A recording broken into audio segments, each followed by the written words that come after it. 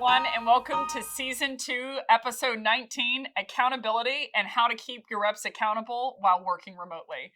My name is Beck Holland. I'm the CEO and founder of Flip the Script. Before we dive in, if you do me a favor, go to flipthescript.co and download the deck for this session. It's an extremely meaty session, and I'd like for you to have it in front of you so you can follow along at each step of the way. Once you've done that, let's go ahead and jump in. So let's start with an agenda. It's going to be a very meaty session today, full disclosure, so I hope you've downloaded the deck, but there's basically going to be 7 different pieces of the agenda today because there's 7 things in total that can cause conversion. So is there the right amount of activity? Are you saying the right things to your prospects? Are you sequencing them in the best manner possible? Have you called the right person in terms of buyer persona or in terms of level of role? Are you calling on the right accounts that probably want to buy from you? Are you calling at the right time? Are you calling at the best time to send outreach possible? And then the last one, are you using the best channel and likelihood of conversion? So for each one of these sections, we're going to bust down in terms of all of the questions that I would be wondering or asking to hold my reps accountable to, and then a plan of how to uncover that information and to hold them accountable during something like a pandemic. So I'm going to be doing self-prospecting AE, outbound SDR, and inbound BDR for all 3 of these. So buckle up, everybody. These are the 4 tech vendors also that I'm using today in terms of how to do this. So I've got Outreach for sales engagement, Chorus for conversation intelligence. They're great. You should check them out.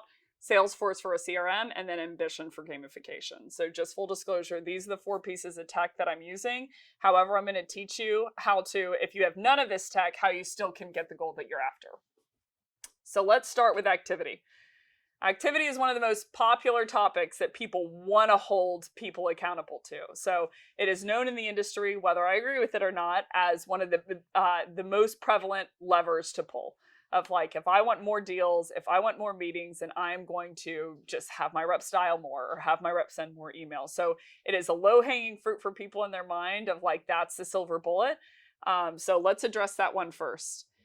The top 4 questions that I would be asking on the outbound front. So again, we're going to start with if I was an outbound SDR or self-prospecting AE, meaning my reps are calling into someone.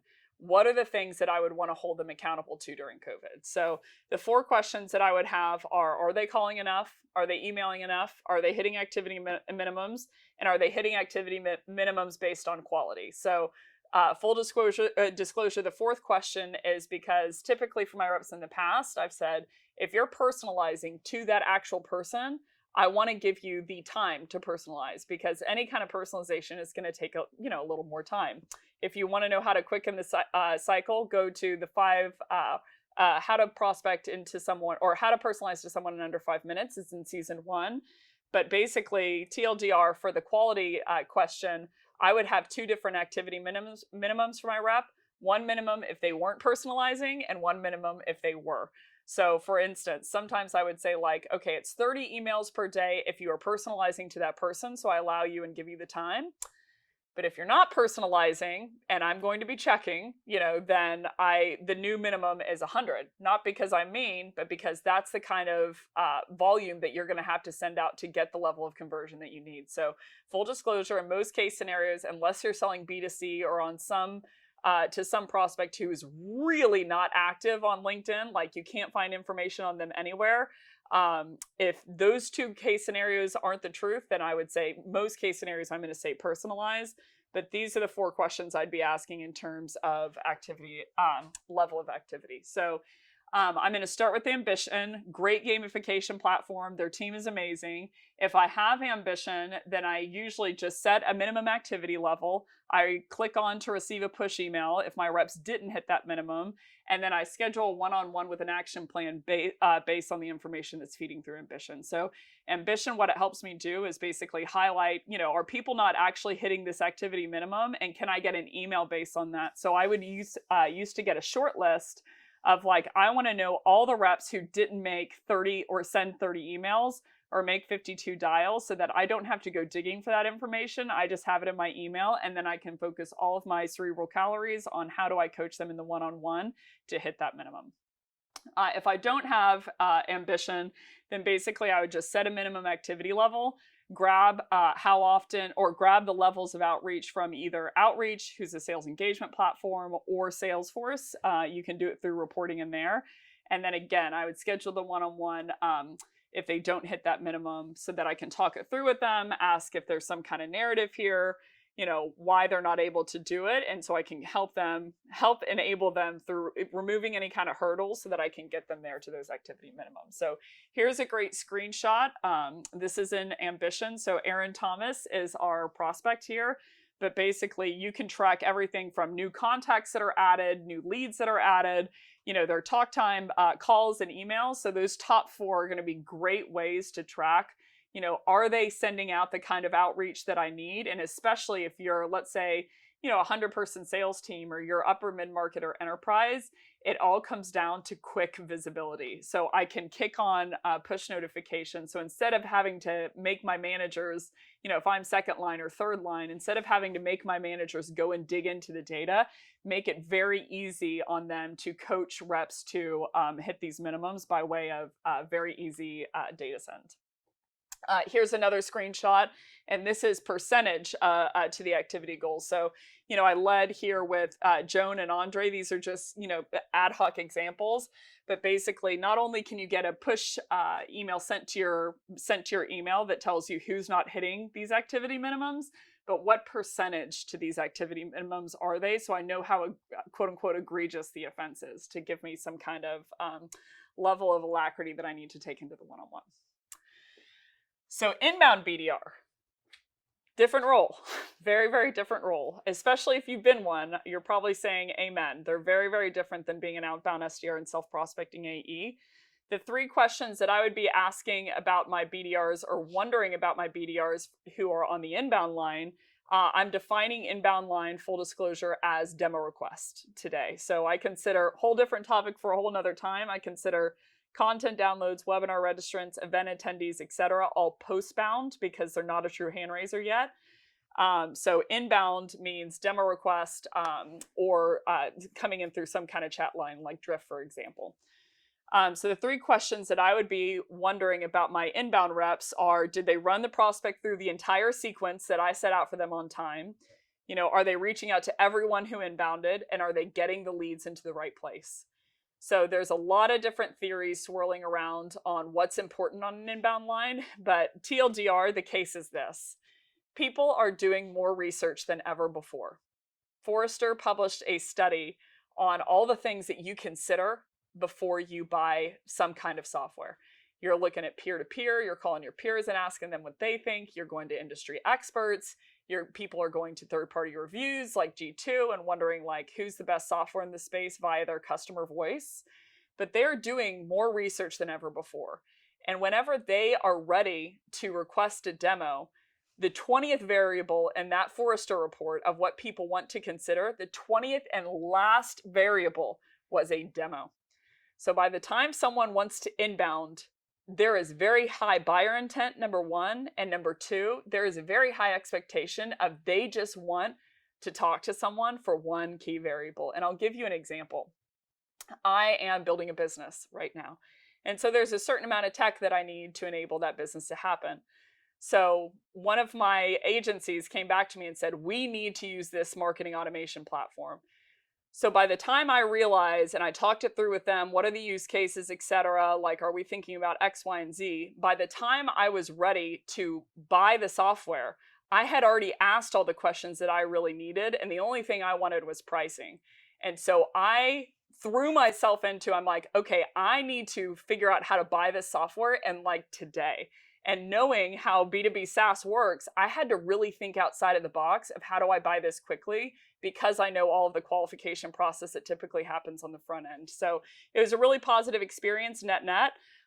But your prospects are ready to buy whenever they're requesting a demo. So the things that you want to ensure to bump conversion, I've seen, before I go into these, I've seen programs anywhere from 10% conversion, meaning out of 100% of the people that requested a demo, 10% actually made it into a demo.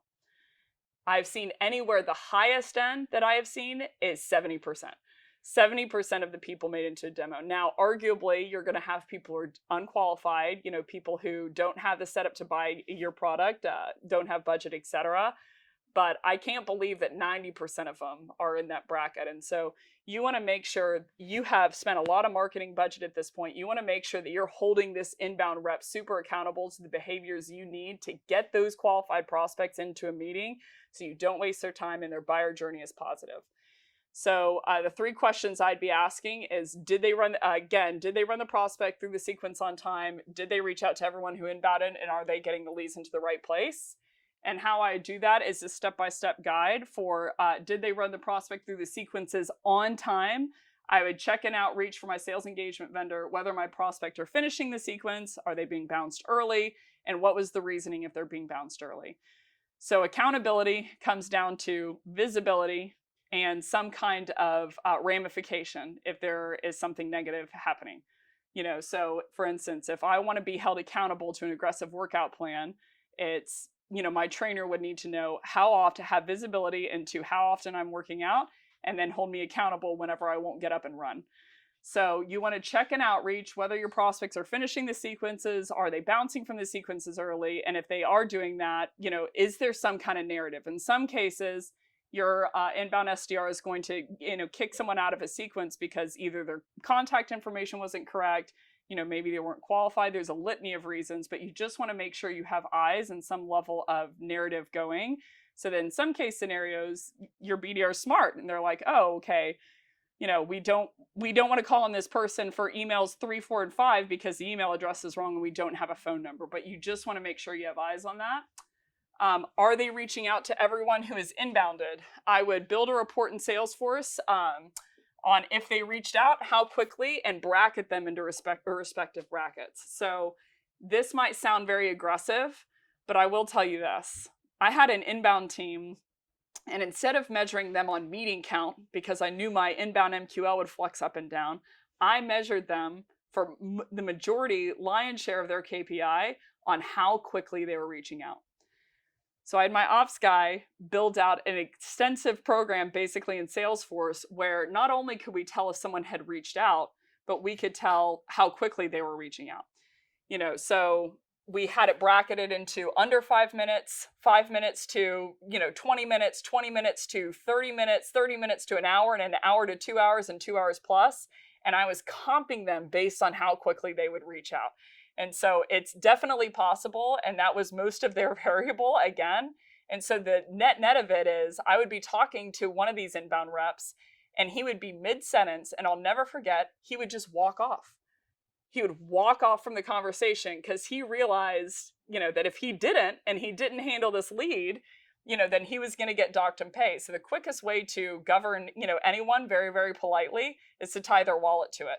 Is to really nail the metric system well. And so if I want to know, has this person responded to every one of the inbounds that I have paid a lot of marketing budget to get them to request a demo, I would tie their comp to it. And a quick way to do that, is you can do the reporting in Salesforce and see not only how quickly are they reaching out, but are they reaching out to every single lead who came through the funnel. The third question that I would be asking is, are they getting the leads into the right place? Are my unqualifieds going into a right place? Are my qualifieds going into the right place? Are they receiving a demo? And this is going to be different for every company. I have some suggestions, but I don't have the temerity to input them here right now. But TLDR, how you can do it, build a report in Salesforce on the meetings booked out of the total that are inbounded. So let's say, for instance, that 100 people inbounded and requested a demo, and 40 demos were booked off of that 100. For the 60 that didn't, I would look to have some kind of decline reason. So a very quick tip, how you can clean this process up is have an extensive decline reason list in Salesforce. Most companies that I work with, they have a few definitions. They're pretty rudimentary, and their inbound BDRs or outbound SDRs always say like, oh, I throw it in this bucket because they don't have a definition. So I was very, very granular from the setup for decline reasons. For instance, I'll use my last company that I worked for. We were a conversation intelligence vendor. So the things that mattered to us is, are they selling in majority in English? Because that was the language that we were predicating the product on. Do they have a web conferencing system? Do they have some kind of dialer? Are they field sales? Predominantly field sales, because then they probably wouldn't be using web conferencing. What was their employee size, and what was a level of the title? So you want to have decline reasons for each of those. For instance, of let's say they use some kind of web conferencing system and we don't integrate with them yet. Then you could say, okay, they use X, they use Zoom, and we don't integrate with Zoom yet. By the way, we did, but they use Zoom and we don't integrate with Zoom yet. And so you want to have those decline reasons in Salesforce for your BDRs so that they can say like, hey, the reason that I can't pass this one through, so I don't get stuck in storyland, the reason that I didn't pass this one through is they were using Zoom and we can't integrate. And the great bonus of that is once you do integrate with Zoom, you can pull a short list of all the people who hit that criteria that you now can sell into. So sorry, I'm getting goosebumps thinking about it. Maybe I'm too nerdy on data, but another great example is, we sold to people who predominantly were selling in English. Let's say they were selling in Spanish. Then someone could say, within our decline reasons in Salesforce, unsupported language, and then we'd have another field that said, what language are they speaking? We would say Spanish, so then whenever we expand to Spanish, again, we don't have to go on some dig and try and push to market and go after Spanish-speaking companies. We already have a short list of 2,000 companies who came in, let's say, who are selling in Spanish and who wanted our product enough to ask for a demo. So this is a good way to not only get eyes on, are they getting the leads into the right place? Are they getting them into a demo or not? If they're not, what are the decline reasons so that I can make sure that I close those gaps off in terms of numbers? So, I mean, I've seen all kinds of different conversion ratios, but I would suggest that at least 10% to 15% of the people who request a demo aren't going to be qualified. So you want to make sure that that's not an ad hoc Google sheet, but this is in Salesforce so you can hold your reps accountable during COVID. So that's activity. Number 2, let's talk about the right things to say. So this is arguably one of the biggest contributors to conversion. So not only are we dialing enough and are we emailing enough, but are we saying the right things on the phone or over that email to cause conversion? So let's jump in. Let's start with the accountability with prospecting. So this is going to be your SDRs on the outbound line and self-prospecting AEs. The biggest questions that I would be wondering are the following, and we'll get into a number of these. Number 1, are they relevant? Number 2, are they adopting the methodology that I taught them in the coaching? Number 3, are they personalizing? It's tough to personalize, and so I want to make sure I hold them to that bar. And number 4, are they using the coaching that I taught them? So those are the first 4 questions that I'd be wondering about these reps. By the way, there's a legend at the bottom of this slide, but I put 2 little asterisks. If you can use Chorus, for instance, as a conversation intelligence vendor, that you could use a conversation intelligence vendor to automatically pick these up through a tracker where you don't have to listen to the call at all, where you could segment calls based on this. And I put 1 on it depends on the use case, and 0 stars if you cannot set up a tracker to do this. But these are the 4 questions that I'm wondering the most is, are they relevant? Are they personalized? And are they doing, what I taught them to do so that we have some kind of metric? And I put 2 plans for here. So let's start with the planning for the items that can be pulled by trackers. So for instance, are they relevant within the buyer persona pitch? So basically, I can break down within Chorus, for instance, are they relevant? So I had 7 steps to a cold call, for instance. And one of the first pieces was, are they personalized? And I was triggering that off of the tracker, the reason, the word reason. So every time that they said reason on the call, it would basically segment and say, this rep is saying the reason for my outreach is I saw you wrote this article on LinkedIn where you're talking about scaling teams effectively. And so that was how I was triggering for personalization. So I could add a quick shot, listen to, were they personalizing down to the article? Were they personalizing down to just the person in terms of buyer persona? So was this just a relevant call or was this a personalized call? Couple other great examples I would trigger at the end of the day for relevance. So once they went into their elevator pitch, if you want to hear more about the cold call, if you go over to the core sessions, I go into how to have a great cold call. But for the relevance portion, once we went into our quote unquote elevator pitch, we would start it by saying, at the end of the day, correct me if I'm wrong, VPs of sales care about quota attainment.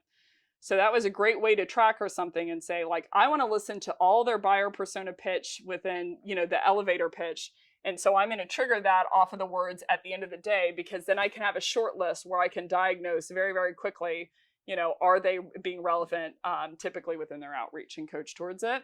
So the third one that I put up here is on the word deal. So I go into a prospect pact where I typically put for my prospect some kind of rules of engagement. And at the end of that, I would ask for consent through the word deal. So if I wanted to hear, are they doing the prospect pact, then I would basically just set up the tracker and say, I'm going to hold them accountable to, are they pitching the prospect pact that I taught them, like I said in number 2, to do. So you really want to get a good sense of, are your reps deploying the methodology that you taught them? Because if they aren't, then you want to start there. So a lot of times with reps, with anyone in general, it's really hard to be taught something. And it's really hard to learn a new skill, especially if someone's doing it one-to-one. So if, one-to-many is much easier than going one-to-one, because you don't have the ego hit of you're learning from someone. So you want to make sure, with your reps, that they are making progress, that they are holding that bar high, that they are learning to get better every single day that they're within your program. And so this is a good way to pull all of those trackers and figure out, basically, are they deploying the methodology that I taught them, and are they being relevant within their buyer persona? I would turn on push emails to track the occurrence of how often they're being personalized. At step 3, I would listen to the calls that were pushed to me every single day to get a good feel for the rep. You can do this very quickly by saying, like, I want an aggregate, the top 50 times they were personalizing over the last day, and then just kind of scan through and understand, like, are they going to a psychographic personalization? Are they talking about an article that the prospect wrote? Or are they just talking about, you're the head of sales over at Oracle, so that it decreases conversion? You want to listen to the calls every day, and then you want to coach your reps ad hoc in the comments, number 1. So using a platform like Chorus is a really great way to do that. But basically, you can put in the comments like, hey, great personalized premise here, etc. For your reps. You can keep cross collaboration high, number 1, but also, use it as a coaching mechanism. But as far as how to sustainably, let's imagine for a second that your reps aren't adopting what you taught them. I would come prepared to the one-on-one that I had with them with aggregate items to discuss. One of the biggest mistakes I see in coaching is that people are coaching on one email in specific that their rep brought to them, or one call in specific that their rep chose. And I think typically the theory is, my rep is going to know what's the best call to listen to. But really, you don't want to work on one swing. You want to work on aggregate swing. So if your rep is doing something incorrectly, it's not that damaging. But if they're doing something incorrectly every single time that they call someone, it is very scaled damage. It's damage at scale.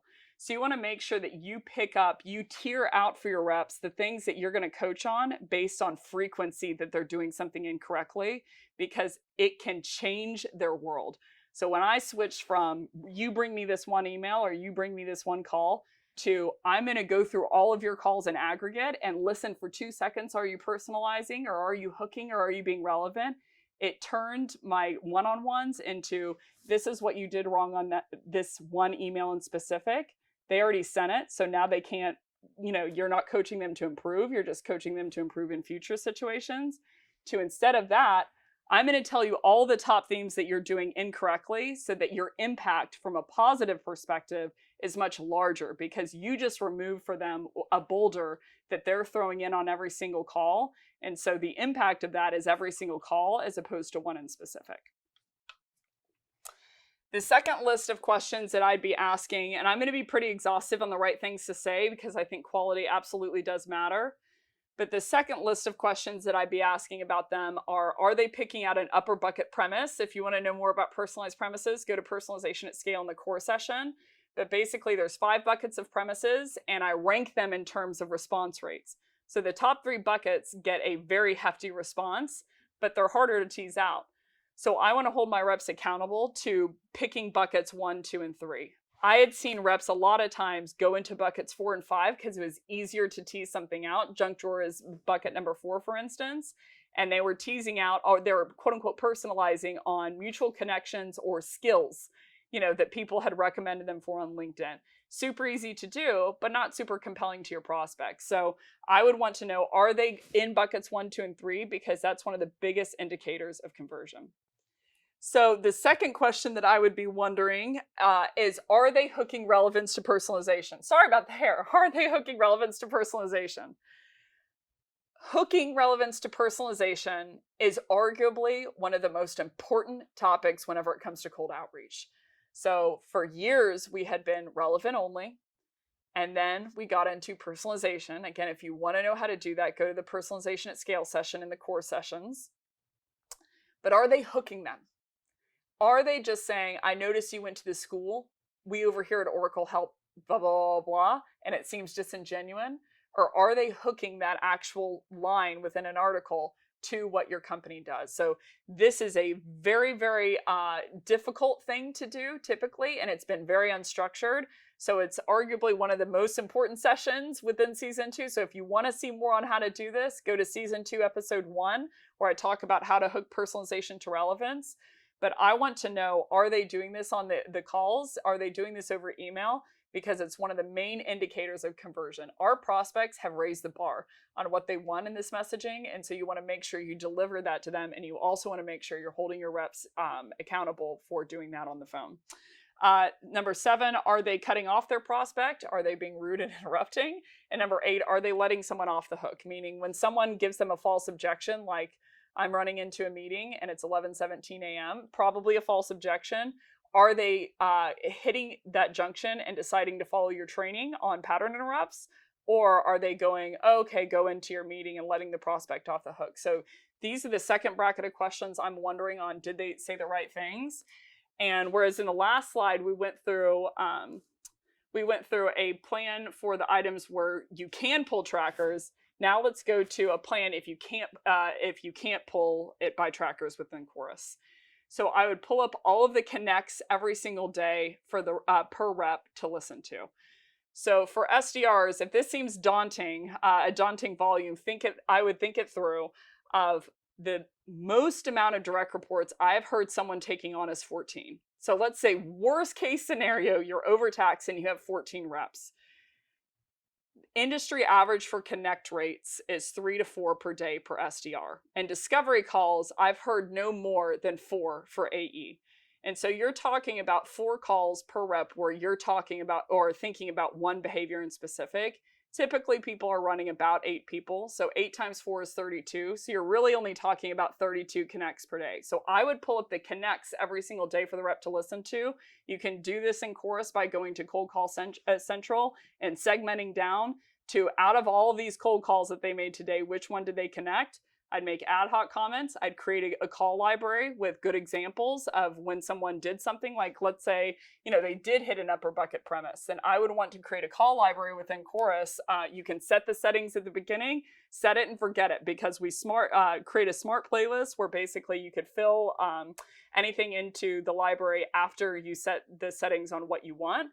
But you basically want to create a library of good examples of when the rep does something well, and you want to tag the team in that comment of saying like, hey, Rob just did this thing and it went really well. I want everyone to hook their relevance to personalization like this in the comments, so that A, it gives Rob visibility, but B, it tells the rest of the team like, hey, this is the new standard of how we're going to do something. But TLDR, that's how you can execute a plan if you don't have trackers or for the items that you can't do a tracker for. And again, the second half is going to be the same. I'd come prepared to the one-on-one with aggregate items to discuss. I would bring 2 items, no more than 2, for them to focus on for the one-on-one. You don't want to blast them. And then the third piece is I would review those same 2 things the next week. If they did them correctly, I'd move on to another 2. If they didn't do them correctly in the last week, then I would focus in on those 2 again. So there's a lot of resistance within humanity, within your ego states, of doing something that someone tells you to do. So whole nother discussion on coaching for another time. However, I would basically say like, these are the 2 things, limit it to 2, because you don't want to change someone overnight. I don't think it's possible. And if they don't do those 2 things well, then you want to reinforce again that those are the 2 things they need to focus on for the next week. So that's for SDR and AE if they're prospecting. That's for cold calling. The 5 questions that I would be asking within account executives are the following. These are the most damaging questions, meaning these are the things that I see reps doing the most often that I would want to hold them accountable to a higher standard because it can prevent conversion or enforce conversion, but for the wrong reason. So let's dig in. The 5 questions for account executives I would be wondering are, number 1, are they unnecessarily discounting pricing? I hope I don't lose the account executives at this point in the call or at this point in the session. The number 1 thing that is the most damaging for account executives that I have seen within orgs that I would want to hold them accountable to not doing is unnecessarily discounting pricing. I hope I don't lose the account executives at this point in the session or make anyone mad. But this can be one of the most damaging things because it's very, very prevalent for AEs. It's much easier to sell something for $5 than it is for $25. So I've seen a lot of AEs right off the bat, before their prospect even asks for a discount or tells them what they're thinking on about the pricing that's the market value, they are unnecessarily discounting this pricing and saying like, hey, it's only $5. And so it makes their prospect more likely to buy. You want to make sure that your AEs aren't leading with this. So this is one of the most unchecked behaviors that I've seen before conversation intelligence vendors, not to product push like Chorus, but it's one of the most unchecked behaviors, and it's also one of the most damaging. So you want to figure out if your reps are leading with a really discounted price. And I'll give you an example and then I'll move on. I have a friend over at a certain company. Let's say it's Oracle, for instance. His name is Dave, for instance. And I was working at a company that was selling into Dave. And Dave shot me a text message and said, hey, congratulate me. We just bought your software. And I said, that's great. Thanks, good to hear. How'd we do? And he said, you actually did great, I will say, except for one thing. The sales rep didn't know that I knew you. I said, okay, why does that matter? He said, he automatically discounted pricing right off the bat without me having to ask anything. So I said, okay, so he didn't know that you knew me. And he said, right. I said, and he still, quote unquote, dropped his pants, so to speak, on pricing. And he said, correct. So I started thinking, this sales rep is probably doing that with every single prospect that is on the phone, because he didn't do it for Dave because there was some relationship between Dave and I. He did it for Dave because it was easier to make Dave close. So this is one of the most damaging things that you want to find out if they're doing, so that you can make sure from a revenue perspective that they are getting, what's very fair and what they can get, out of the selling process. Number 2, are they doing proper discovery? Something I don't see a lot of AEs do well, full disclosure of, are they doing proper discovery? Meaning, are they really drilling down to what the person is after? Are they really drilling down to the goal of why they would buy a software like yours and the reasoning as to why? Why does that matter? What's coming up for them, etc. So I've seen a lot of account executives within quote unquote discovery call. They have a shell discovery call for 30 minutes that their boss made them do. And so they get on the line and they basically ask them qualifying questions, number 1, which is bad. Number 2, they're qualifying questions that the SDR already asked. So you want to make sure that within discovery that they're discovering new things about the prospect. So proper discovery has a lot of different components, but I would say net, are they actually figuring out why that person is in the chair? Why did they give them the time, etc., so that they can base the entire sales cycle off of that invaluable information. Number 3, are they researching before the meeting? Do they know why the person's in the chair? Did they request a demo? Do they know if the SDR outbounded? Do they know anything about their company? Do they know company size, etc.? Your AEs should be walking in with a wealth of information, regardless of who they're talking to, so that it makes not only the buyer journey a little bit sweeter for your prospect, it makes them feel valued right off the jump. So very, very low-hanging fruit for a lot of AEs is, just research the company, know a quip about what they do, know maybe even, heaven forbid, you know their competitors, but you should know a certain amount of things about the prospect before you walk into the room. And so you can surface it for context, prove to your prospect that you did the research. And so it really highlights this flavor of you're probably going to be very high quality all along the way because you researched them beforehand. So I want to hold my reps accountable to that. Are they making promises that customer success can't keep? Number 4, if I didn't lose the account executives at step number 1, I certainly have lost them at this point, and I'm really sorry. You can blow me up on LinkedIn, but are they making promises in the sales cycle that customer success can't keep? Also one of the most damaging behaviors. All of these can be very, very damaging. That's why I brought them up. But are they making a promise of like, yeah, our software can cover that. Yeah, you can totally get that goal, etc., because it makes the deal close more easily. But then customer success, I've seen it over and over and over, inherits the deal, and they say, like they do a typical deployment, and then the prospect's mad, and they uncover why the prospect's mad, and the prospect says, well, or the customer at that point, the customer says, well, your rep promised X, Y, and Z in the sales process, and I'm wondering how we can do that. And customer success says, you can't do that. You can't do that with our product. I have seen it more times than I could count on infinite amount of hands. So you want to make sure that your reps are saying what they mean, saying what your product can do, and not over embellishing, so that you don't get a deal that just churns to, that churns within, probably longest case scenario, the top of the year at renewal. But you want to make sure that they are selling, but they are selling on the right grounds. And number 5, are they pitching the right feature in the right use case? Sorry, I'm almost like blushing. I can think of countless examples for each one of these questions where I've seen reps do it. Are they pitching the right feature in the right use case? I once sat with a director of engineering sales, and he wanted to buy a conversation intelligence platform because he just wanted to uncover this. He said, we're an extremely technical product. We have a lot of different feature offerings. So this is a shout out to anyone who's selling enterprise. Like they have a lot of different features, a lot of different options, a lot of different things that they can push. And are they identifying, within a prospect of, oh, you need this thing would actually fit. So from a technical perspective, this is where a solution engineer would, lose their mind and say, like, this is all it's about. But you want to make sure that your reps, a lot of times they're not pitching the right feature for the right use case because they don't know about the right feature. So it's not so much like, am I going to fire and brimstone hold them accountable, but can I teach them what this feature is about so that they would pitch this higher package solution, this higher dollar amount solution that would really help my prospect, get their outcome. And so they don't want to churn, they want to stay with you because they had a pain point and you solved it. How I would do that, again, I would go back to the guide on items that can't be pulled by trackers. Most of these are very, very subjective, but you want, and the definition of proper is different for every single sales leader.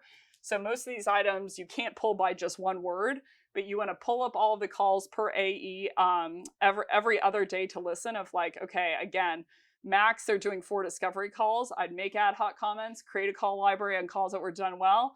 When a rep does something in particular well, tag the entire rest of the team so you can get cross-team collaboration.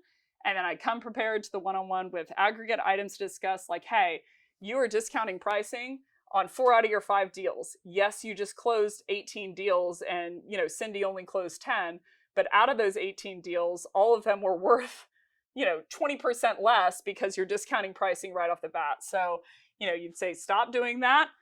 Go to the one-on-one the next week. If they have changed their behavior, then say, okay, great, let's talk about something a little more niche. If they haven't, then you want to go back to unnecessarily discounted pricing and hold them accountable to that. A couple other quick things to watch out for. This is just a list. If you downloaded the deck, I hope you have. But this is just some things that do cause conversion on the outbound, from the outbound perspective, and they whenever people are full cycle closing. And so this is just a list of things that might be holding you back from higher conversion. So just something of note, but not things that I typically like, quote unquote, hold someone accountable for. Really, it's the above list or the things that I'm wondering, the difference being those are the low hanging fruit, right? And then these other ones are typically something a little more extensive and something that I see people really focus on, but those are my bottlenecks. Okay, so now let's go into the right sequence of actions.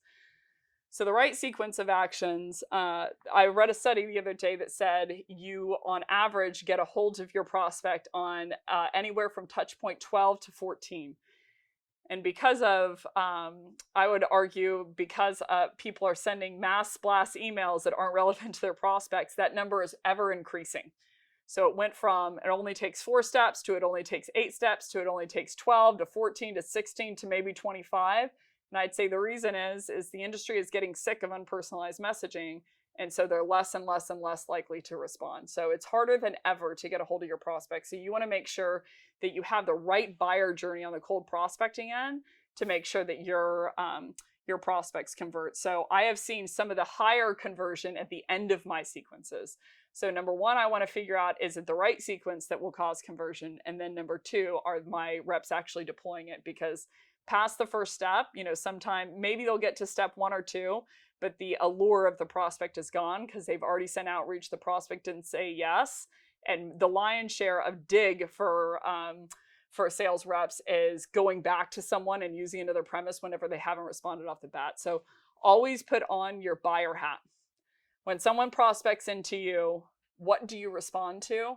And what do you get hit in all the wrong psychological ways? So always put on your buyer hat when you're thinking through this, not your selling hat, because you want to think like, oh, okay, have I ever responded to someone that I didn't respond to in the beginning? And the answer certainly for me is yes. It took 4 or 5 or 6 or 7 or who knows how many emails. And so you want to make sure that we're nailing the right sequence.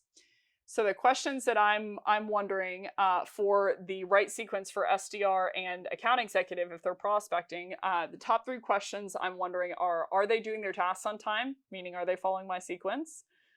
Are they taking the prospects all the way through the buyer journey? And are they skipping steps? So again, sometimes SDRs are prospecting full cycle AEs are pushing people out, because they found out they were unqualified or some really legitimate reason. But sometimes they aren't. So, I'll never forget when my mom said, you need to have the promise of the kingdom and the threat of the fiery gates of hell behind someone to get them moving. So you want to make sure that you always give your rep the benefit of the doubt, but that you, if you see an outcome or a behavior that's not being done well, then you want to drill into there and coach them to improvement. So I look for skip steps with an outreach. I look for timeliness on the task due. There's a myriad of ways of how to do these 3. But basically, you want to look from a high level. Are people doing their tasks? Are they doing them in time? Are they skipping people through steps unnecessarily? Are they bouncing people out of the sequence? And one really low-hanging fruit of how to do this is I would check my active levels and my do levels within outreach of like, okay, for instance, a lot of people, I had seen an organization who said, I'm going to give a metric on the amount of new prospects that my team needs to put in the sequence. I said, okay, I would argue against it, but I watched it happen. And he said, okay, 50 people per day need to be added to a sequence. And then all of a sudden he said, well, my reps aren't any longer like actually doing the task for every single person and on time. And I said, yeah, well, the bar is too high of new prospects to be added. So he had seen, there's a whole bunch of people who are active and due at step 1, and there's a whole bunch of people who were due at every single stage because he had asked them to load too many new prospects. So a great way to see this is there drop off? Meaning, maybe you had 1,000 prospects in the first step, you had 700 at the second step, even though only 150 bounced. So there's a delta, right, of 150 that you want to figure out why was there only 700 when there should have been 850 because only 150 bounced out of the first step. I would drill down to all of these. I would gather the data, go into outreach, gather the data through these steps that are listed here, and then I would bring them to the one-on-one and ask like, hey, what's going on here? And in non-accusatory fashion. So non-accusational is always the best way to lead of, I see at step 1, you have 1,000 and 150 bounced. So it should be 850 and you only have 700. So can you catch me up to speed on why you only reached out to these 700 and what was the reasoning behind it? But I would always lead without accusation and figure out what's happening and then go from there. The second set of questions that I would go, that I'd be wondering about sequences are they using all the sequences they need to? Are they following up? And are they running a no-show sequence? No-shows are more prevalent than ever. A lot of times on the phone, people will agree to a meeting on the phone just because they wanted to get you off the phone and they didn't want to feel like a bad person, and then they don't show to the meeting. So a no-show sequence is very, very necessary. I was actually talking to Kate Adams over at Drift yesterday, and I said, your no-show game is incredible. And she said, what do you mean? And I said, well, your follow-up game, when I sent you a message, or whenever I scheduled an appointment with you, I got several kick reminders before the appointment that weren't annoying. They were actually really helpful. And I can only imagine that it would decrease my likelihood to skip the appointment because you had reminded me so many times in such an appropriate fashion and such a detailed fashion that didn't come off as annoying. So you want to make sure that your reps, they're doing all the hard work of finally getting a hold of someone. And if their no-show rate, I've seen no-show rates as devastating as 40%. So they did all the hard work to find the prospect, all the hard work to find the account, all the hard work to do the outreach, and then got them into the meeting, and then the person didn't show up, which means basically it was all that hard work for nothing. So I would run the same step-by-step guides, look for drop-off, look for timeliness on the task due, but basically for a no-show sequence, for instance, I would make that an actual sequence, and I would look for how many meetings that they have set up versus how many prospects they have loaded into that sequence. So if I have 10 meetings scheduled for the month of October, then I want to make sure that I have 10 people in that no-show sequence so I can ensure that my reps are following up and running a no-show game beforehand. So reps typically don't want to do a no-show sequence because they think it's annoying. They think they're annoying their prospect, but I would, again, always put my prospect, my buyer hat on, and usually especially in my case scenario, I'm like, that was actually really helpful, especially if you're prospecting into someone who's higher up the funnel, who's a leader. So now we've talked about sequencing. Let's talk about the right accounts. The questions I would be wondering for outbound SDR and self-prospecting AE are they calling the right size accounts? Are they staying within the ICC, ideal customer company, limits that I've set? And are they calling into someone else's accounts? Seen a lot of this, a lot of different fight between reps. And so when it comes to accounts, you want to figure out, are they calling on people from an input perspective that we want to talk to? Are they booking people on the output perspective that we want to have a meeting with? And are they being dishonest and calling on someone else's accounts? This can vary dependent on the culture of the organization and the culture of the staff. So I want to call it out so that people have a guide, but I also am not accusational here, but I've seen this quite a bit. So kind of a quick tip on if they're calling into someone else's accounts. I once put in a rule. I noticed that my reps were calling into each other's accounts and being like, oh man, I'm really sorry. Like, I'd booked this meeting, and I instigated the rule of you can book whoever's accounts that you want. But if it's someone else's territory, the meeting credit goes to that rep. Then I put it in the rule of if you, let's say that you wanted to call into an account that was another rep's, and the rep hadn't touched it for 30 days. And so the rule is that you can take an account from a rep, if they haven't called with into it in 30 days. So let's say that account was Drift. If my rep reached out to Drift before they changed the account name within Salesforce, I would still say it went to the pre-existing rep. So that cleaned it up overnight. I had one rep who scheduled a meeting out of territory. I gave it to the rep's territory that it was in, and then it never happened again on my team because they knew they did all of that hard work for nothing. So never reward a negative behavior. It is the quickest way to get someone to do something again. So in terms of all three of these accounts, I would watch two things.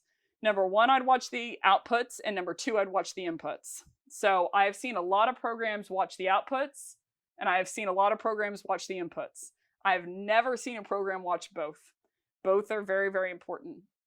If I want to lose weight, I want to focus on the inputs. I want to, say like, am I eating the right things?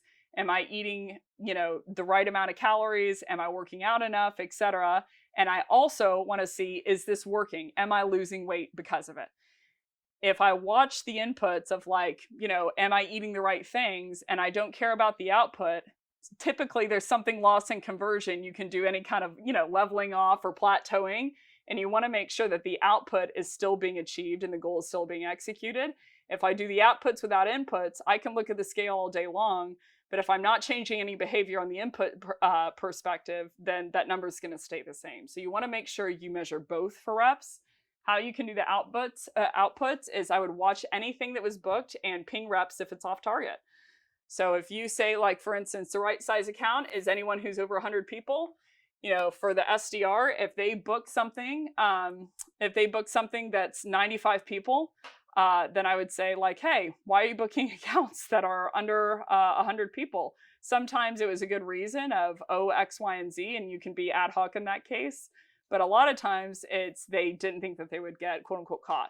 So that's a good way to do that. I would make it very public on the types of meetings that were booked. So from two perspectives, three really. Number one, you always want to be public about the results. So that's why I use platforms like Ambition for gamification, because it always encourages people whenever there's visibility, especially to the leaders. So if I know a CRO is watching, or I know my CEO is watching what meetings I book, I'm going to be much more likely to want to book the right kinds of accounts. But number two, so you want to reward them whenever they do a great account. But number two, you want the visibility on if they aren't booking great accounts, that the CRO is also watching. So, if it's 95 people versus it's 950 people, 950, you want the CRO walking in and giving them a high five. That was a really good deal. If it's 95 people, you want the CRO to know of what's going on so that they get to know who's who. So the quickest way to absolve any behavior is to tie someone's wallet to it and to be visible about everything that's going on. If from an output perspective, number three, if a meeting was unqualified by account executive, let's say I passed over an appointment as an SDR, the account executive said this was an unqualified meeting due to whatever criterion, you want to drill into what was the lead up to that meeting. Sounds shocking, but I cannot count how many times a prospect told an SDR that they were unqualified and they booked it anyway. Especially if you are measuring on meeting total, then your SDRs think, if I have no negative ramification for just throwing things over the fence, I'm going to throw everything over the fence and make sure and hope for conversion because there's no negative thing that happens to me. So if a meeting was unqualified by an AE, I would just briefly check, did the prospect in the email or cold call beforehand say I'm unqualified, but I'll take this meeting, for whatever reason. You want to make sure that's not happening so that if it is, you can hold the SDR accountable. And the last one for outputs is I would look for unqualified rates per rep. If I have 80% of the meetings from this one rep are unqualified by the account executive, you either have one of two problems. The SDR is booking unqualified meetings or the AE is too harsh. So I'd want to figure out what's the problem here and how can I solve for it. So that's outputs. From an input perspective, I would want to run a report in Salesforce on what kind of accounts that they are most often calling into. So again, the outputs, I want to see what kinds of meetings they're booking, but from the inputs perspective, I want to see what kind of accounts they're calling into so that I make sure that they're not calling into, by and large, 80-person size accounts, because then I would have to expect that the outputs would only be 80-person accounts. So you want to measure both. And the last one for inputs here, is I would want to uncover whether the companies they're calling into hit ICC criteria. So ICC means ideal customer company.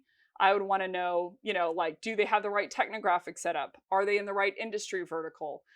Are they people who typically sell in English? So you want to check from the input perspective, apart from size of deal, are there other criteria that are disqualifying this company from buying, that my SDR is still calling to try to make the meeting happen because their quote is on meeting books and the account executive is on can I close the deal? And so there's a little bit of disarray there. So you want to make sure that the companies that they're calling on are companies that you can and want to sell into. From the inbound perspective, I would want for right accounts and holding people accountable to, is this the right account? From the inbound BDR perspective, I would want to know two questions. Are they disqualifying accounts because they couldn't get a hold of them? This is a big one. This is a waiting list in general. But this is a big one that I see in the industry is the quote unquote no response reason. On the AE perspective, I see it and the prospect went dark. right? They'll say like, oh, well, I was calling on Drift and Drift went dark on me. It's like, well, they went dark because of something you said or didn't say. So let's hold ourselves accountable to what we said or didn't say and how can we improve that. But on the inbound line, I see a lot of, let's say I get 100 demo requests and, 60 I booked right off the bat, and there's another 40. And my inbound BDR will say, well, I ran them through the sequence and, they didn't respond. And so I'm going to disqualify them. Just because someone didn't respond doesn't mean they're unqualified. There's no correlation and there's certainly no causation. So I would want to understand, are my reps just saying someone is unqualified because they didn't get a response right off the bat and they didn't want to do the digging, especially if it's a valuable account. Usually people who come from valuable accounts or people who have valuable roles are people who have very, very limited time. So if at any point the senior vice president of sales over at, Intel wanted a demo of my platform, I want to chase them down to remind them of that, because that is a very, very good role and very, very good company. And so I want to help, make sure I connect the dots. So that's the first question I would be wondering. And how I would solve for that is everything above the blue line. It's a very extensive guide, so I understand if you want to stop and use the restroom right now. But this is an exhaustive guide so that you have it on the back end. So the number one way to prevent SDRs from throwing junk over the fence is do not measure them based on meeting count. You want to make it easy on your SDRs to be objective and also chase the deals that matter to your organization. Typically, on an inbound line, people are measuring based on a meeting count, and so this is what happens. Let's say 100 people request a demo, and my meeting quota that I have to hit is 30. And I get a hold of an organization who is not truly not qualified. They're 80 people, they have no budget, and they've admitted it. They just want to, evaluate for future juju purposes, whatever. My SDR is going to throw that over the fence because they are comped and measured on how many meetings they book and how many meetings are qualified. So if I have no negative ramification that something would happen to me if the meeting wasn't qualified, but I also have an incentive, you are telling me that it is great if I book more meetings. Everything in my blood, because of how you're comping me, is telling me to try to, number one, just throw it over the fence to see if it converts.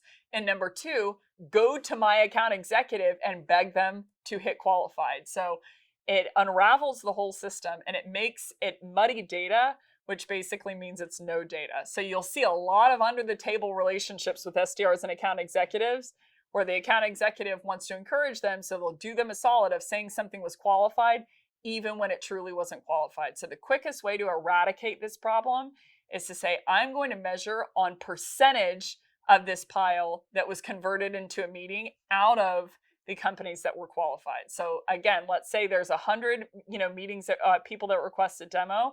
Let's say 20 of them weren't qualified in terms of title. They were, an individual contributor, and 30 of them weren't qualified in terms of company. Maybe they were too small or wrong industry, etc. So my pool is 50. Out of those 50 demo requests, what percentage did my SDR get into a meeting? So then my SDR, when they see a company that's not qualified, they go ahead and they're objective about it, and they give the extensive reasoning as to why, because they're not dinged on it. They're simply not comped and measured and pushing for a percentage deal. So you want to make it okay and very, very easy for them to be objective. So that's the quick low-hanging fruit. But from an outputs perspective, it's the same as the list before. I'd basically make it public and see if they are booking unqualified demos and make sure that everyone's eyes are on it. Measure unqualification rates per rep, drill into an unqualified meeting, especially with inbound. If a meeting was unqualified by the account executive, to see if the prospect said that in the inbound demo request process. But the quickest way to do it is don't measure them based on meeting count. In a later session, probably next season, I will get into KPI systems that are the crux and absolute infrastructure and the bedrock of a good organization. But that's a quick low-hanging fruit, is measure them based on conversion percentage out of the people that were qualified from a company perspective and from a title perspective. And then the inputs piece, and then we'll move on. I would listen to typical calls within a conversation intelligence vendor like Chorus. Sorry to push him again. I just really like him. But for aggregate themes of were my reps sending through unqualified accounts? Were they disqualifying because they couldn't get a hold of them and they didn't want to put in the elbow grease?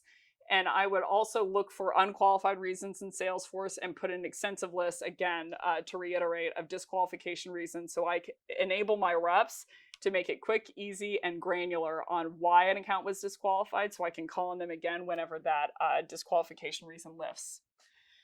Here's a great way of how to do it within Ambition. Here's a screenshot of all. I know I mentioned one-on-ones a lot, so a lot is predicated on how you coach someone, reinforce good behaviors, etc. And Ambition is a great way to do that. So for instance, they integrate with Chorus, and you can listen to the actual call, and then you can dictate the conversation of a one-on-one and say, like, I want my account executive or I want my SDR to come to this meeting prepped with their quote unquote narrative. So what challenges or roadblocks do you have for me on a scale of 1 to 5? How productive have you been since the last review? But basically you want to make sure it's systematizable and it is a very, very structured effort within a one-on-one. And then also here's one last screenshot on did someone complete a training module? So if I dictated out from a sales enablement perspective, if I gave them a training module to complete, not only are they actually doing what I told them to do in that module, but did they even complete the module? I've seen even aggressive metrics so high as 40% of people who pay for content don't actually listen to the content. So I hope everyone out there is still listening. So to the people who are, the fifth piece is, did I call, are my reps calling the right person? Are they emailing the right person? This is the fifth thing that I want to hold them accountable to because it causes conversion on my teams. The questions that I would want to know for outbound SDR and self-prospecting AE is, are they calling on the right buyer persona? Are they calling high enough within the org? Are they multi-threading?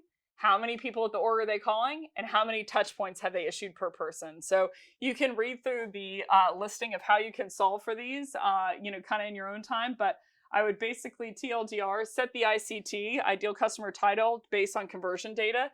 What kind of titles help me close win deals versus close lost? And what was the sales cycle for each of these deals? How much of a squeeze do we get? So the first step I would do is figure out via data, closed data, not opinion, what are the best kinds of deals in terms of title for my organization. You will be astounded at the statistics for your org, or at least in my 4 orgs that I've done this, I was astounded at what the account executives were telling me that they thought the best title was versus what the data told me. So for instance, I've worked for an org where they said the VP of sales is the only one that matters. That is who the first person should be. So aggressively to where they said, if it's not a vice president of sales, it's not worth any credit as an SDR. So if it's sales enablement, or it's, a sales manager, or it's a sales director, it is not worth any credit, only vice president of sales.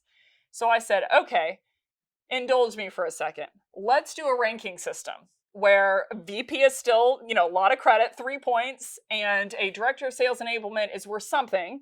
They're worth 0.25, but they're not worth a lot of credit.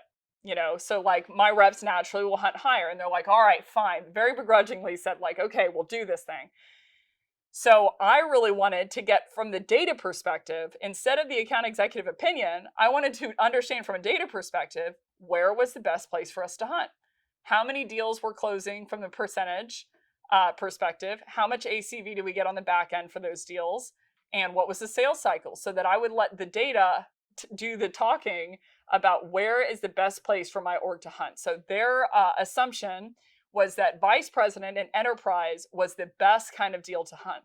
We actually found out that a director of customer success was the highest conversion, and second highest conversion was director of sales enablement. So I made the pitch of like within mid-market. So we had wrong segment, wrong hierarchy of title, and wrong buyer persona for years as an organization because we simply hadn't hunted for the data. So the first step that I would do is understand from the deals that closed, 1, Let's throw out all the other different variables. What was the best title of that we had the first meeting with, and how can I replicate that? So you're now using your prospecting data as a go-to-market joystick to say like, hey, maybe the vice presidents for enterprise do work, but they actually yield a very, very low land, a typically low expand, and they also have a very long sales cycle. So I know everyone's probably heard the old saying of like, don't let the whale sink the ship.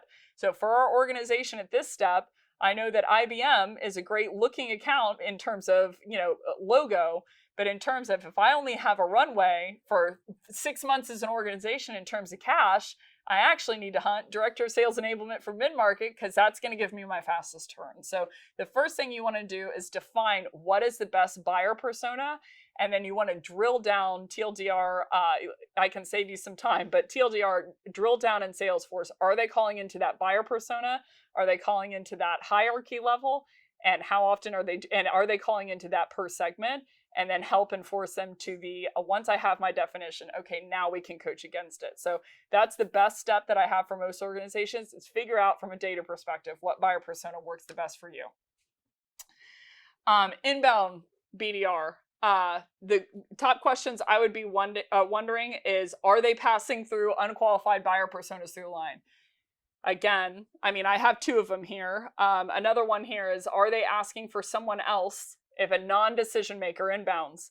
For me, I would take that meeting, because a lot of times people are, they are delegated out to go through a software purchase. You're very rarely going to get a CRO to come jump on a demo and demo request. And so I know that's what everyone wants in terms of decision-making power, in terms of priority for decision maker power, but you always want to make sure that whoever reaches out to you doesn't feel like you don't value them. So kind of a quick tip there, but the step-by-step guide here is listed for you to read through. But TLDR, I would do the same as in the last slide of don't measure for the last type of inbound. Don't measure them on meeting count. Don't measure based on buyer personas that inbound, because TLDR, they didn't affect it. So you want to watch their outputs, watch their outputs and inputs, and then you also lastly want to check in Chorus and see if they're asking for the decision maker. If someone inbounds and is not the decision maker, and you require that as an org. So full disclosure, again, I don't suggest that. I think it invalidates your buyer who's inbounding, but if you want to do it, that's a quick way how to do it. So we've got 2 more. If you need to pause, use the restroom, crack open a Diet Coke or a shot of espresso, then I would suggest doing so now. But the number 6 variable to conversion that you want to make sure they're accountable to during COVID is, are you sending your outreach at the right time?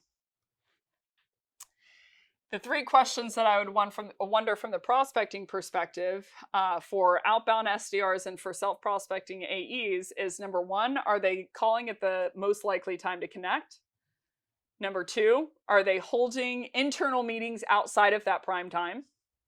And number 3, are they doing their research for who they're going to prospect into and what they're going to prospect based on? What premise are they going to choose outside of that prime time? So the most important thing is that you define what prime time is for your organization. Great way to do that is within Chorus, we have Cold Call Central that can tell you when your connect times are the highest, so that you could diagnose, okay, again, the data was staggering, but like, okay, maybe for my team, 3 to 4 on Tuesday is the best, and 5 to 6 on Friday is the best. But let's always let data, let's lose our ego, be open-handed, and let data do the talking and the walking. But the first thing that I would want to know is, what's the best time to call?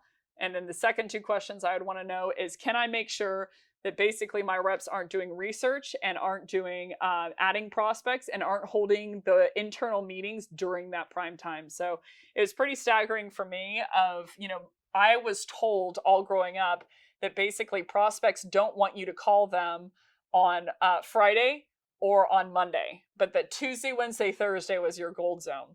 So I want you to take off your seller hat and again, put on your buyer hat. So I was told when I was younger, all the way, growing up in sales, that people don't want you to reach out on Monday and Friday, and that Tuesday, Wednesday, Thursday are the best days. So I want you to ask yourself a question. Are you more likely to respond and less busy on Monday morning or on Friday afternoon? Typically, the response is, well, on Monday morning, I am packed. I have all of these fires that I have to put out. I'm reading all the emails over the weekend. I have internal meetings. I'm, with doing strategic meetings. And then Friday afternoon, I'm kind of waiting for that happy hour to come along. And I'm looking for that one last thing that is important that I do, but doesn't take a lot of time. So I can kind of quote unquote feign that I am taking care of something. So Friday afternoon typically is going to be a more likely time for your prospects to pick up. But again, I always suggest that data do the talking.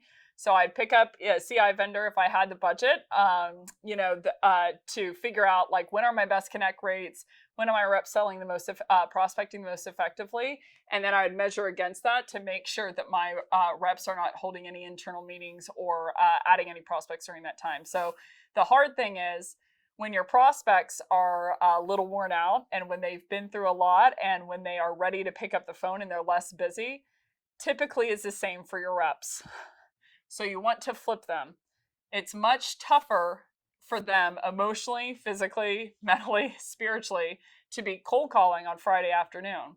But in my experience, it also is the most lucrative because that's when your prospects are less busy as well. So you want to make sure that you are putting in some very proactive effort. So for my teams, for instance, I would say Tuesday, Wednesday, Thursday, Friday, from 1 p.m. to 6 p.m., you are firing off your outreach. So if you want to do internal meetings, whether that's coaching, whether that's one-on-ones, whether that's meeting with your AE, etc., or adding your prospects and doing all of your research, the time to do it is Monday. So thanks to sales engagement vendors like Outreach, you can actually delay send. So I would have my reps delay sending messages to where, once 2 o'clock hit on a Friday, it was go time for them. For the inbound BDR, the only two questions I'd be wonder is, are they calling in a timely manner and are they hitting the notorious 5-minute clip? I've seen extensive research on how what the drop-off rates are if someone requests a demo and then it's over 5 minutes before they get outreach, that it aggressively declines. Again, from the inbound perspective, if you want a quicker, more friendly way that you don't even need an exhaustive BDR team from the inbound perspective, and your prospects are scheduling on the spot, so you increase conversion, go to season 1, and I do how to build a prospect-friendly inbound process. But if you are measuring on the 5-minute clip, the way to do it, I mentioned it earlier, but I would go into Salesforce and build a report on how quickly are my reps reaching out. Are they reaching out to every single person who asked for a demo? And I would bracket them into 3 to 5 different time slots of like 0 to 5 minutes, 5 to 10, 10 to 30, 30 to an hour to 2 hours, 2 hours plus, heaven forbid. 2 things of note is, number 1, you need to give them an hour gap in the morning. So if 5 people requested a demo overnight, you need to give them an hour gap in terms of timeliness so that you are not measuring them on how quickly they did outreach for someone who requested a demo off hours. Number 2, I would do no time averages of response after hours. And number 3, I would always exclude the automated email. So I've seen a lot of teams do this and it's really damaging to their activity metric, number 1. But number 2, especially if you're marketing and comping someone on time-based activity, then you want to make sure you exclude any kind of automated email. So I remember for a team that I was working with that the activity metric was 100 for emails. And they said, we're nailing it. We're doing like 150 emails typically, every day. So I dug into it and I'm like, well, you have an automated email on the front end. And they're like, okay, so what does that mean? And I'm like, well, out of these 150 that people are sending, 140 of them are an automated email that they didn't spend their time on. So really what they're doing is 10. So it was eye-opening for, myself and the organization. So I'd make sure that you leave that out especially if you're going to comp and measure on a time-based response. Last one is right channel. And then I will let you get back to your day. So right channel or medium is the last thing that can cause conversion and you want to hold your reps accountable to. The question I'd be asking for my prospecting team, outbound SDR and account executive, is this: are they prospecting omnichannel? Are they pursuing the right channels based on past success, not on preference? A lot of people love to send emails and don't like to make cold calls, for instance. Are they cold calling even when they don't want to? And are they emailing to progress their skill set? I've seen number 4 happen whenever someone is really good at cold calls. I've seen number 3 happen whenever someone doesn't want to cold call. You'll more so get number 3. But number 2 is very, very important of, are they pursuing the right channels based on success, past success for the team, not preference. So you want to make sure that people aren't saying, well, email is my best channel. It's like, okay, well, maybe it's your best channel, but you're only booking 3 appointments, whereas another rep is booking 10 because they're cold calling more. So even though it can be more likely for you that you were booking based on emails in terms of raw aggregate, it was because you're only making 2 cold calls. So I would always be looking at my team in aggregate and saying, like, who are the top best performers, and what can I diagnose that down to from a regression analysis perspective? But are they pursuing the right channels based on past team success? Can you define what good and great looks like based on very granular, data and regression analysis, like I mentioned? And then can you mirror those causation principles to other reps who are struggling? So basically, instead of, a lot of people don't like the phone, your heart's pumping, myself included, your heart's pumping and you're like, oh, like, what is this person going to say? Or are they going to reject me, etc.? So you want to make sure that people aren't just going through the channels, that they have the least risk, or who are, when they're being very risk averse, but the channels that will lead to them hitting quota. So there is an extensive guide here, but basically I would ensure that I would track again in Salesforce or Ambition, what are their email and call metrics? Are they hitting them? Are they emailing only and not calling? Are they calling only and not emailing? And they think they're, the king or queen because they booked more over email, but they only booked 5 appointments and their quota was 10. And this other rep who did the split, hit 12 appointments. So I want to mirror that behavior. But basically, I would track everything and I would measure against it in a one-on-one. As far as picking the right time, again, you could go to Chorus if you want to get connect rate data. But I would just suggest picking a strategy, outlining the expectation with your reps, and then making executive moves based on that. So if I find from a data perspective that 2 to 3 is the best time to call, I want to make sure I outline that with my reps of 2 to 3 is the golden hour. Use the restroom at 1:30, and like 2 to 3 is the time that I think we should be doing this, and then measure against them against that principle of, okay, I want to make sure that they're doing that within that time frame. So in summary, there are a lot of different variables that can add to conversion. So there's a lot of different variables that you need to hold people accountable for. So accountability comes down to, am I doing the things that are really, really tough? Am I doing the things that are sort of tough, that really help my team move forward? So that is very, very granular for each person. So I wouldn't suggest necessarily you deploy this entire deck, but I'd pick out a couple of low-hanging fruit and say, like, I want to hold them accountable to an activity metric, to quality, and to timing. And this is what I'm going to deploy with my team, because you don't become Babe Ruth overnight. You become Babe Ruth one step at a time. So we need to hold ourselves, to just getting better day after day after day. So that's it, everybody. Thanks so much for watching. If you like this session, you want to hear more sales topics like this one, if you go to flipthescript.co, and we have a number of different sessions on all things sales. If you really like this session, be sure to go ahead and tag Flip the Script and me on LinkedIn with your top takeaways so I know what you want to hear more of. Either way, I hope you have a great rest of your day. Watch out.